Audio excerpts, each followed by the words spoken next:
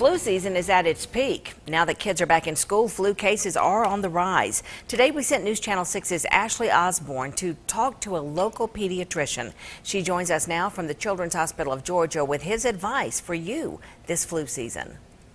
More parents are bringing their children to rooms like this, the ER here at the Children's Hospital, because of the flu, but it's just because it's the peak of the season. We talked to a doctor here who explains some of the serious stats, like deaths because of the flu, are actually down this year compared to previous years. Pediatric Dr. James Wild specializes in infectious diseases. He says Georgia's behind the flu curve. We didn't have a whole lot of flu until about a week or two ago, at least in the Augusta area. Once school gets back in session, it starts to go right back up again. He explains even though the national story touts a bad flu season, CDC data like the number of pediatric deaths says something different. We average about 75 to 100 kids per year in a nation of 75 million kids who die from flu.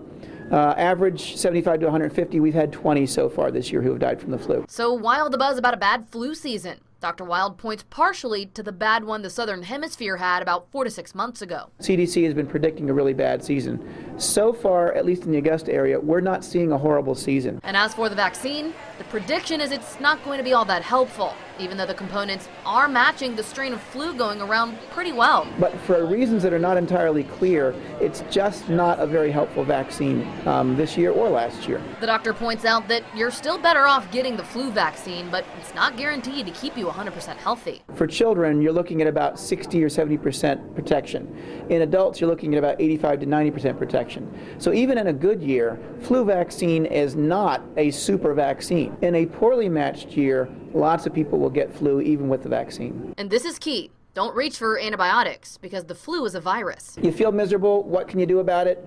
Go to bed.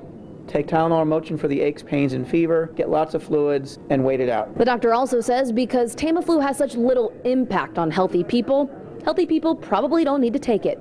At the Children's Hospital of Georgia, Ashley Osborne, WJBF News Channel 6.